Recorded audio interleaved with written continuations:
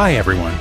In the vast firmament of Chinese traditional martial arts, Wing Chun is undeniably one of the most distinctive and globally renowned martial arts systems, from its humble roots as a secretive technique in the Lingnan region during the late Qing dynasty to its status today as a modern combat discipline practiced in over 100 countries.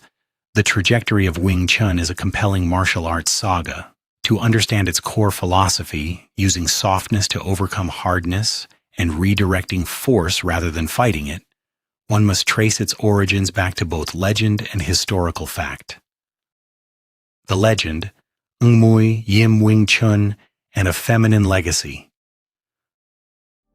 The most widely circulated and legendary account of Wing Chun's inception centers on the tale of the Buddhist abbess Ng Mui witnessing a clash between a snake and a crane, later passing her insights to a young woman named Yim Wing Chun. According to folklore, during the reign of the Kangxi or Yongzheng Emperor in the Qing dynasty, the Shaolin Temple, often cited as the Southern Shaolin Temple in Fujian, was burned down by imperial forces. Abbess Ng Mui, one of the legendary 5 elders of Shaolin, sought refuge at the White Crane Temple in the border region between Sichuan and Yunnan provinces. One day she observed a fierce combat between a snake and a crane. The snake moved with fluid coils and rapid strikes, while the crane countered with precise wing blocks and decisive thrusts. Inspired, Ng Mui refined traditional Shaolin martial methods, discarding movements reliant on brute force or decades of conditioning. In their place, she devised a close-range combat system focused on body structure, spatial angles, and reflexive speed. Later, at the foot of Mount Daliang, Ng Mui met a bean curd vendor named Yim Yi and his 18-year-old daughter Yim Wing Chun. Local thugs were attempting to force the young woman into marriage. Moved by her plight, Ng Mui secretly trained Yim Wing Chun in this newly minted system. After months of intense practice, Yim Wing Chun defeated the bully in a public match, freeing herself from coercion. She eventually married Lung Bok Chao and taught him the art. To honor his wife, he named the nameless combat system Wing Chun Kuen, Wing Chun Boxing. While historical documentation for this legend is sparse, the story captures the defining engineering principles of the art. It does not rely on raw strength, favors compact structures suited for smaller practitioners, and emphasizes swift, efficient counterattacks. Historical context: Red boats and Lingnan resistance.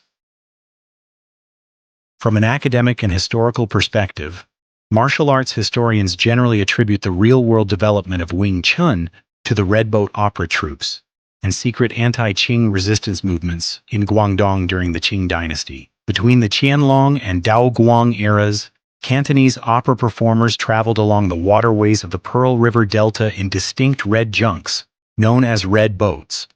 These vessels served not only as mobile theaters but also as covert safe houses for members of the Heaven and Earth Society and anti-Qing insurgents. Because space aboard the boats was confined and the decks swayed on the water, wide stances and broad strikes were impractical. The performers and hidden martial artists adapted their skills to these tight quarters. Narrow stances and sunk centers of gravity, the Yi Ji Kim Yung Ma character 2 adduction stance, was refined to maintain balance on unstable decks. Short-range power generation. Techniques relied on elbow and wrist mechanics to deliver Feijing inch power without requiring wide wind-ups. Qisao, sticky hands. Sensitivity. Practitioners train tactile reflexes through physical contact to sense an opponent's force vectors and counter instinctively, even in dark or confined spaces. Historical records indicate that Red Boat practitioners Wang Wabo and Lung Yi Tai integrated these close-quarter hand systems with the Luke Dimbun. Kun, 6.5-point staff. They subsequently passed these methods to Long John, famously known as Mr. John, a renowned Chinese medicine practitioner in Wah-Shan.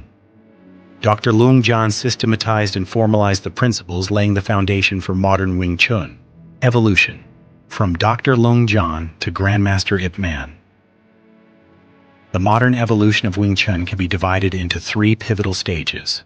The Leung John era, Wah-Shan Foundation, Dr. Leung Jan synthesized the core forms Siu Nim Tao, Chung Q, and Bu Ji, alongside the wooden dummy Mukyan Zhong system, training key disciples such as his sons Leung Chun and Leung Beek, as well as Wah-Shan. Wah-Shan and Ip Man bridging generations. Wah-Shan, money changer Wah, taught publicly in Foshan and accepted a 7-year-old Ip Man as his final disciple. Ip Man later continued his studies in Hong Kong under Leung Beek, Leung Jan's son, combining traditional techniques with refined concepts. The Hong Kong era and global expansion. In 1949, Ip Man relocated to Hong Kong and began teaching open classes. Breaking away from traditional secrecy, he explained concepts like centerline theory and structural mechanics using clear, practical terms. His student Bruce Lee later incorporated Wing Chun concepts, such as direct interception, short-range energy, and fluid adaptation, into Jeet Kune Do, bringing Chinese martial arts into global pop culture through cinema. Conclusion. Legend meets science. From the mountain paths of Yunnan to the secret compartments of the Pearl River redboats and finally to the dense urban neighborhoods of post-war Hong Kong, Wing Chun's origin combines traditional folklore with practical biomechanics. Its focus on efficiency, geometric structure, and functional application continues to keep Wing Chun relevant in modern martial arts instruction worldwide. Alright, that's all for today. If you enjoyed this video, please like, subscribe, and leave a comment below. We would love to hear about your experience and your thoughts on Wing Chun. Thank you for watching, and I'll see you in the next video.